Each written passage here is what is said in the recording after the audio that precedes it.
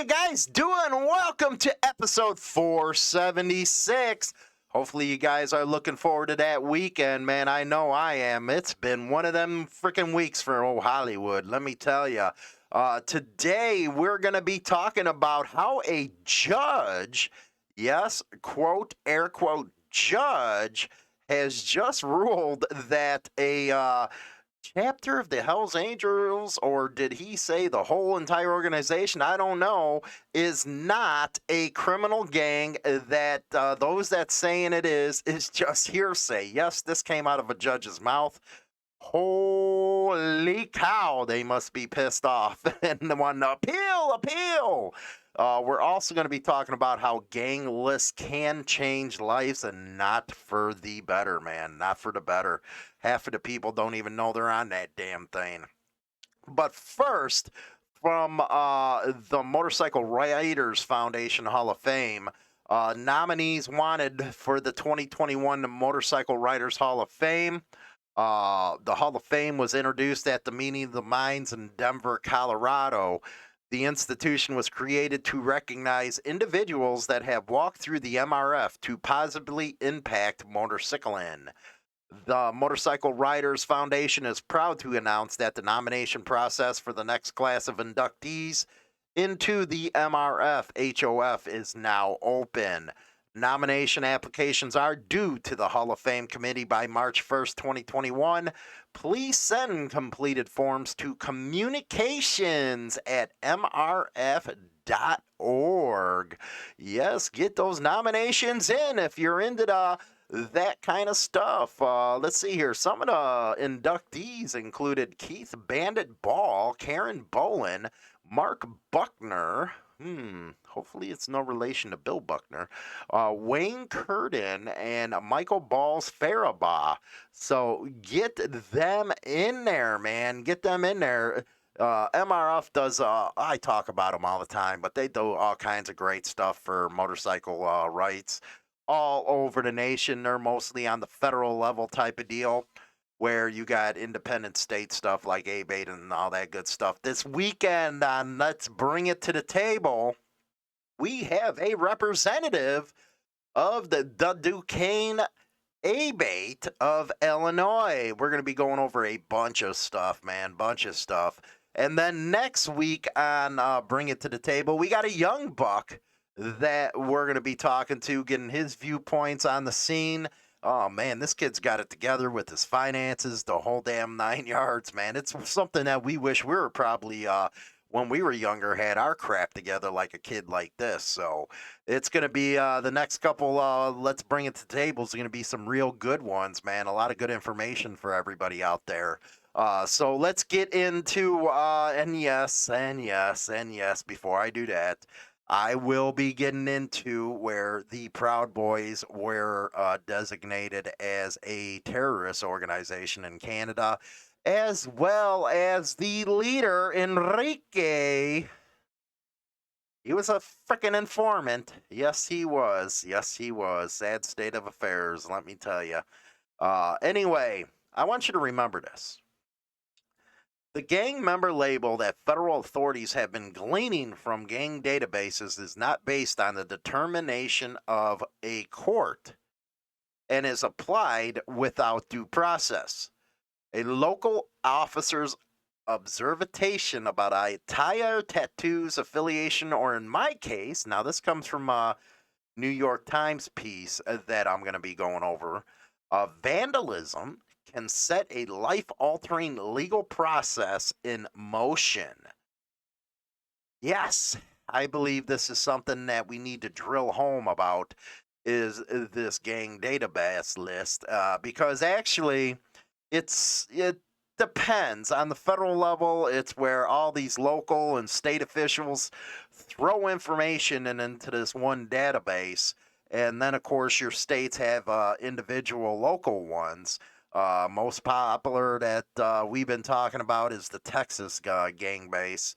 That's the one where people are just thrown on there. They don't know what the hell's going on, why they're on there, never notified that they are on there. And of course, no court has ordered this.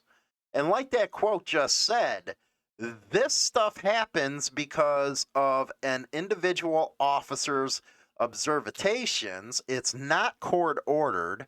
Anybody can just throw you on there if they're a cop, which, kind of violates your Fourth Amendment to due process.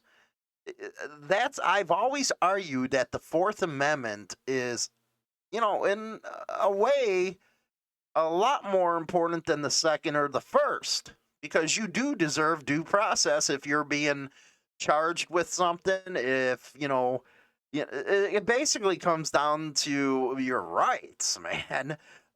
So these gang database lists have really hurt a lot of people, man.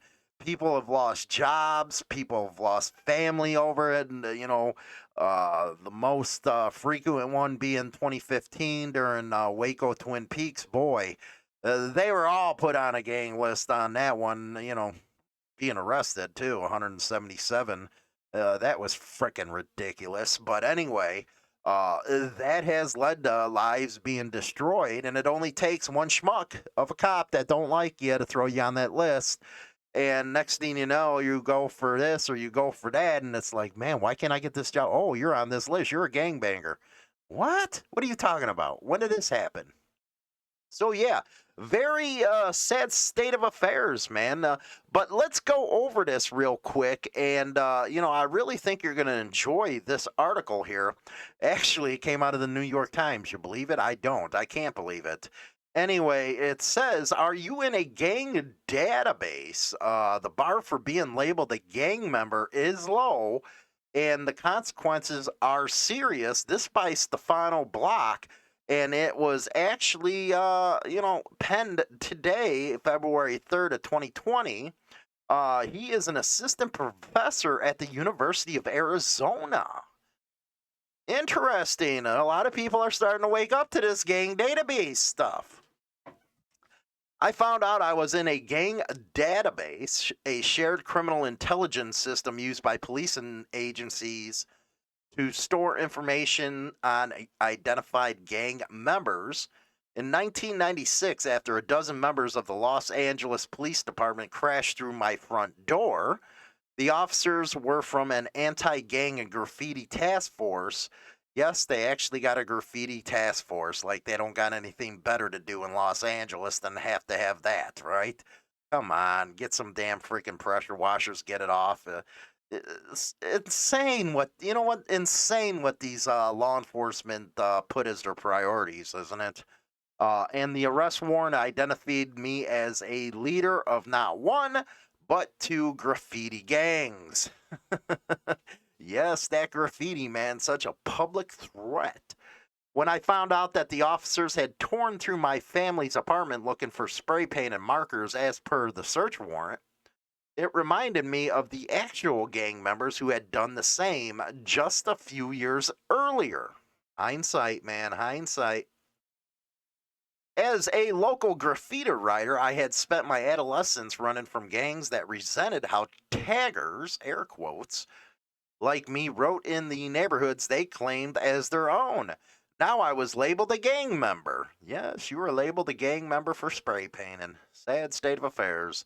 I had been labeled a gang member because I must have looked like one, or it may have been because a judge is more likely to issue a warrant for a kid in a gang than a kid who writes on walls. Very, very true right there. See, I find cops to be busybodies, okay? They never stop looking for ways to pad that annual budgets. So I guess that taggers are a real threat to the community, and they have to label them as a gang. That way they get their way with the judge. I will never be sure I was a vandal, but I was not in a gang, and the legal consequences for each are vastly different. Let's take a look here. At my arraignment, my air quote gang identity was brought up to frame the many charges for vandalism I was facing. Like more than 94% of state level felony defendants in America, I plea bargain and receive a fine, probation, and community service, but avoided jail time. It was the gang label, not the criminal charges, that scared me the most. I realized then, as I understand now, that gang categorization is often more of a legal tactic than a matter of identity. Oh my God, is this guy straight up, man? He's straight on with this one. If you're labeled a gang member, guess what you get? Gang enhancement charges. You could do some stupid misdemeanor. Next thing they know, they label you as a gang member, and boom, you walk into a felony case at that point. And that right there should be unconstitutional, if you ask me.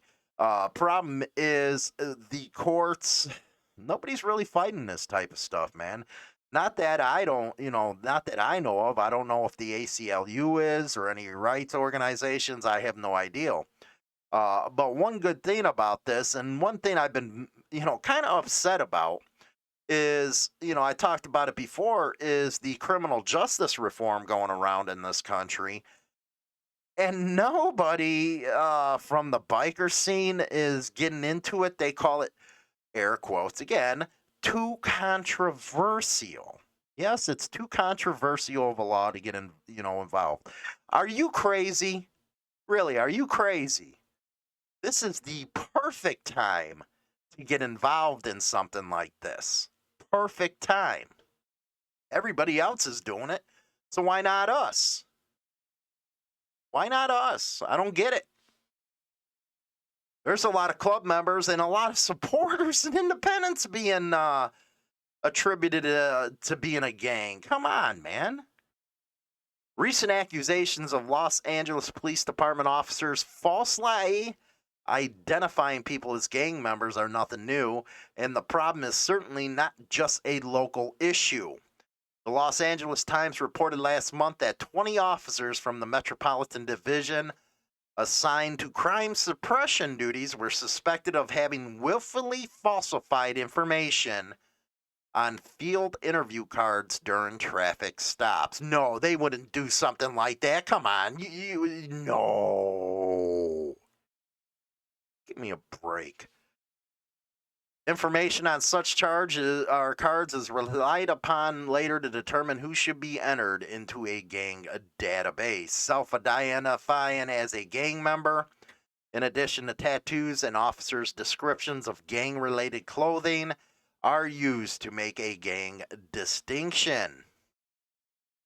You're telling me that nobody out west in that freaking leftist freaking state of California can get this, thrown out, get a precedent set, get them to appeal and go to the Ninth Circus and get this taken care of? Descriptions of gang-related clothing. So if you're wearing Converse with, a flat-billed hat, certain colors, I guess you're gang-related. Doesn't matter if you like it or not. I guess, you don't get to choose what is your flavor or not. They have a right to just say, okay, he's a gangbanger. He's a criminal. See, this is what's dangerous. Say you're a hog member and you're seen around a clubhouse. Maybe you're just going to a funeral of a friend and there's a quote-unquote supposed motorcycle gang there, according to the DOJ. Next thing you know, you're entered on this gang list, and what recourse do you have? Is there any recourses to these gang database lists? We got to ask ourselves this. And I like how he goes into this.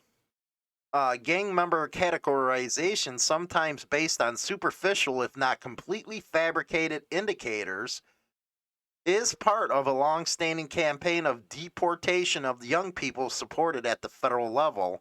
I guess, you know what, he's out of office. I ain't going into that. The Department of Homeland Security and a subsidiary agency, ICE, rely on gang databases that pull together local enforcement determinations about gang membership. From Los Angeles to Long Island, where Operation Matador was announced in 2017 to target suspected members of La Mar Salvatrucha, or MS-13, with the help of local police. Now, the meat of the case is the quote I read you was it's about the cops' observation of attire, tattoos, affiliation, and it can trigger a lot of stuff, man. Where agents are feeling emboldened, cops are feeling emboldened because you're on a gang list, so they think people are not going to care what they do to you. That is the hypocrisy of this society, man. It really is. Protect my rights, but don't protect the rights of the others. If it ain't concerning me, who cares? Let them, law enforcement, do what they want to do. That's unfortunately the way people think nowadays. Again, until it happens to them. I always tell independents and riding association, riding club people that, you know what, you might balk at motorcycle club profiling issues until it happens to you again. Then all of a sudden you're like, hey, wait a second here. This wasn't supposed to happen to me. I wasn't doing nothing. I'm not a member of them people. Well, wait a second. That cop just said you were. So he entered you on a gang database. And you could be a stockbroker, you can be a doctor, lawyer, whatever the hell it is.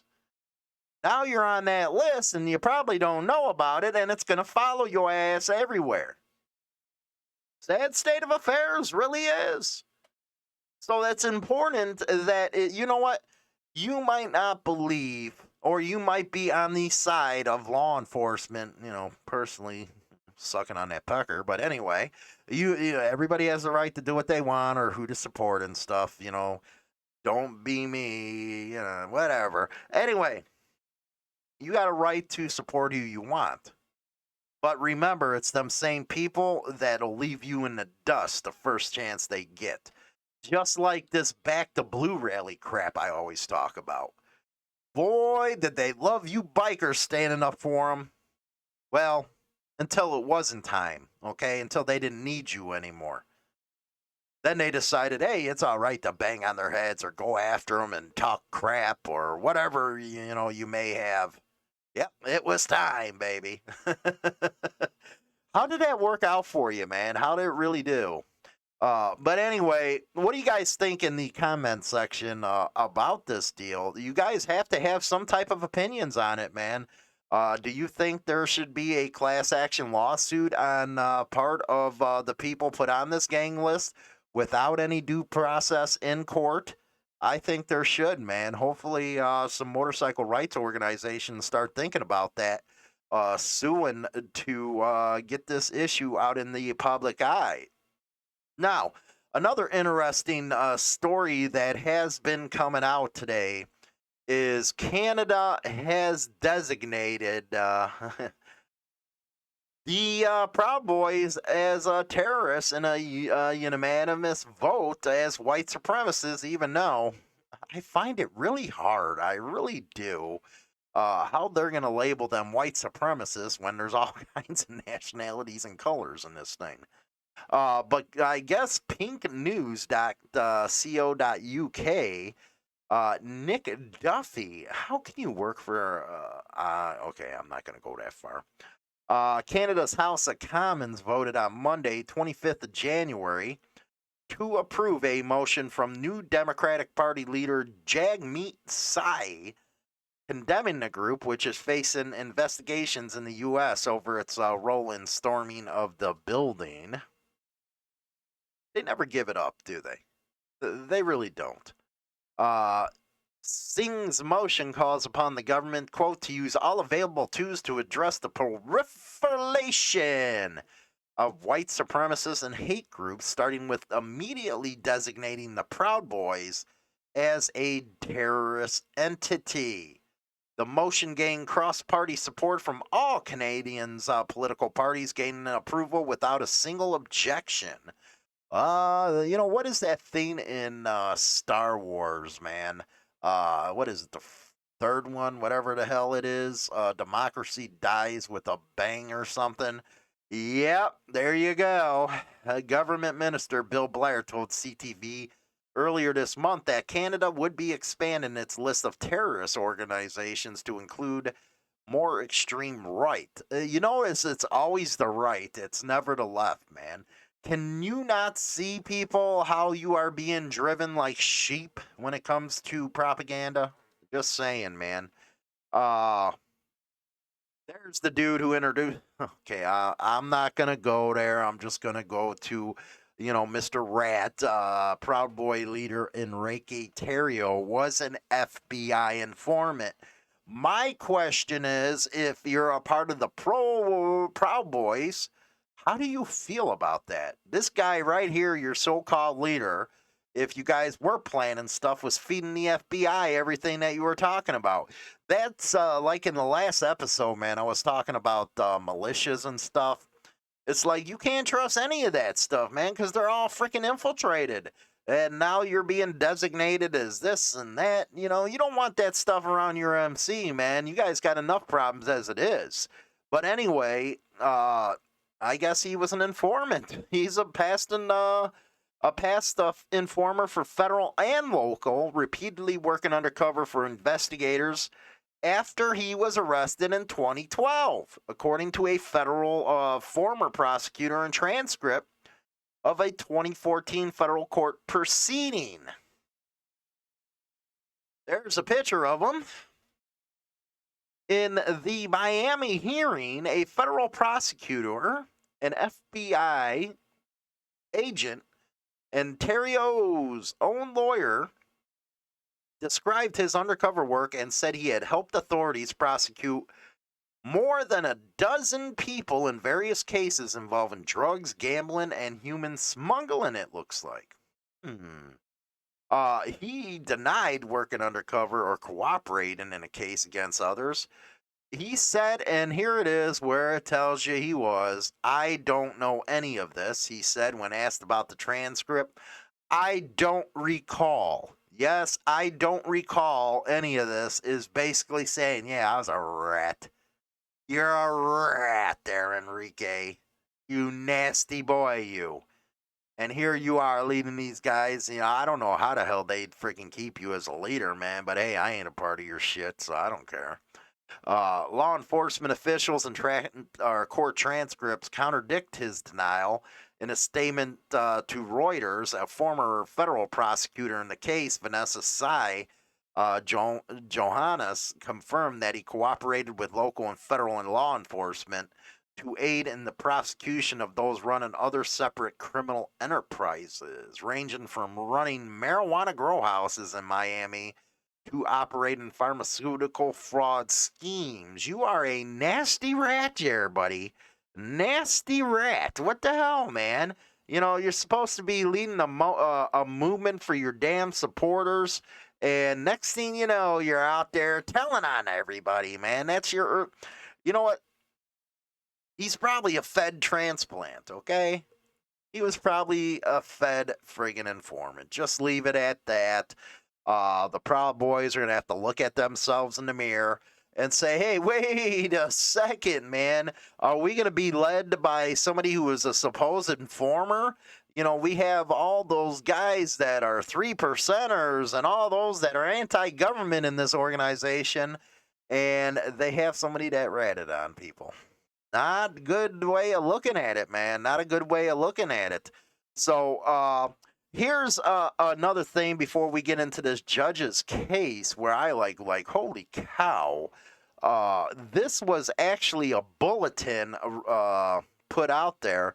And this kind of goes to what I was talking in the last episode about, confusing 3%ers with actual motorcycle clubs, which are not, and the dangers of that. You'll have to watch that episode that I posted yesterday. I think that was episode 475. Yeah, that was 475.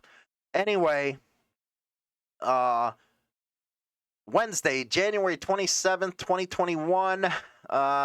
This is a summary. The acting Secretary of Homeland Security has issued a National Terrorism Advisory System bulletin due to the heightened threat environment across the United States, which DHS believes will persist in the weeks the successful presidential inauguration. Information suggests that some ideological motivated violent extremists, they don't say, the leftist Antifa, but anyway, with objections to the exercise of governmental authority and the presidential transition, as well as other perceived grievances fueled by false narratives. Oh, it's false narratives if you guys say so. Okay, we got it. Just like, the media's trying to tell us all the time that it's false, and you people believe them. Could continue to mobilize or incite and commit violence. Now, this don't expire until April 30th of 2021. 2021. Then it goes into a bunch of stuff, why they're putting this out there and the whole 9 yards. It just makes me sick, man. That's what I have to say to that. Anyway, here's where I freaked out, man. I was like, hell no, no way. Hell no. Evidence that Hell's Angels are a criminal gang, quote, hearsay. Judge rules in a gun permit case. A full patch member will get another chance at a gun permit, the judge ruled. It's about time, is what I have to say. I wish judges here in the States would do something like this. A full patch member of the Hells Angel chapter based in Langley will be allowed to appeal a ban on gun ownership, a judge in Chilliwack ruled recently. In her ruling, Justice Francisco Marzari, man, we got to give you some props right there, expressed doubt about the evidence given by longtime retired RCMP officer that the Hells Angels is an organized crime group. The case began when Gaston Moffett attempted to renew a firearms permit he held from 2012 to April 2018 without incident. The firearms officer issued a notice of refusal, citing his membership in the outlaw motorcycle gang. He is a member of the West Point chapter, a lower mainland area group that, according to media reports, had a rented clubhouse in South Langley. The refusal to give a firearms permit relied on a report by a 28-year-old veteran of the RCMP, Corporal Sergio da Silva, who in 2018 was the organized gang unit of the Combined Forces Special Enforcement Unit, which combats organized crime in BC. You guys in Australia, always having that long-ass friggin' names for stuff. He advised the firearms officer about the characteristics of the Hells Angel, and the firearm officer refused the license, writing, quote, I find you represent the Hells Angels and are bound by rules that allow violence and criminal acts, and that the police are your adversary. He found that the Outlaw Motorcycle Club has a reputation for violence and criminal acts and forbids its members from cooperating with police. He appealed, and a reference hearing was held. The judge there again found that it was reasonable to refuse the license because he's a member of the Hells Angels.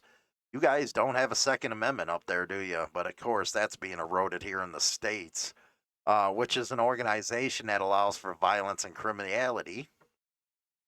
They said that it was a risk for him having it, but the report, De Silva's report, relied on double or unattributed hearsay use of the term outlaw motorcycle gang and aspects of his opinion that may be characterized as pure speculation. Way to go, man. I'll read this last thing from this because it's pretty good, man. While some of this opinion evidence was factual and largely uncontested, for example, that he is a member, other aspects were highly contentious at the hearing and were based on hearsay and speculation that would ordinarily not be admissible and which raise reliability issues, she later ruled. That was awesome, man. Congrats up there. Hopefully they give you your stuff. Now, we've been covering this one. This is from winknews.com. Yes, winknews.com. Fifth suspect arrested for biker road rage attack, one more wanted. According to the Crime Stoppers, Stefan Antonio Carrion Valquez, 31, turned himself in at the Lee Jail Thursday night in connection with the 9 January road rage incident in North Fort Myers. He faces felony battery, burglary, and property damage and is being held without bail. The victim, Jeremy Harris, captured the fight on a dash cam video. In an interview with Wink News, Harris said he yelled at a troop of motorcyclists because they were blocking the intersection to allow others to forgo lights. He clipped one of them by mistake. They began to attack him before Harris ended up outside his car and brought down to the ground. He was kicked and beat, and one of the suspects even beat him with a wrench. So far arrested are Jermaine DeLeon, 36, Roberto Del Toro, Kevin Cordero, and Ramon Santiago. They were arrested by U.S. Marshals in Ohio, where he fled to with his 2 children, authorities say. So they got that dumb schluck. Now, Biker Dad. Yes, don't forget to go over to Chris Best, man, better known as Biker Dad. Check out his stuff. I read his blog all the time. A driver charged 5 months after crash that killed a biker in Dauphine. This was a deadly crash in September. Happened on Highway 98. They were covering it live when it happened. The crash happened on September 12th. The traffic homicide unit developed probable cause to charge the defendant after an intense investigation. The charges were very likely, and this goes back to when it happened. A 61-year-old biker is the one that got killed. Richard Deason was riding his vintage 1970 Triumph TR6 Tiger. That's when he was killed. You know what? My God. Anyway, follow Biker Dad, man. He's an awesome freaking guy. Hi, I'm James Hollywood Machikari. Join me Monday through Friday for Motorcycle Mayhem Morning Show on YouTube Live, Facebook, and all major podcasting platforms where we talk about all the major biker news going on in the scene. Rock on! Rock on, baby. Don't forget to go ahead and go over to HarleyLiberty.com and get some more daily biker news, as well as go over to the Discord server, man. It's starting to get real popular over there. It's a real busy forum, man. It's awesome to see that kind of stuff.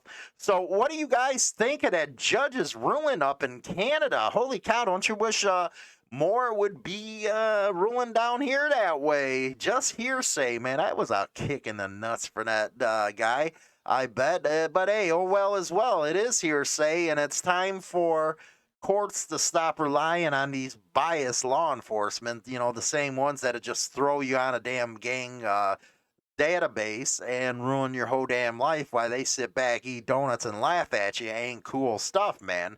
Ain't cool stuff.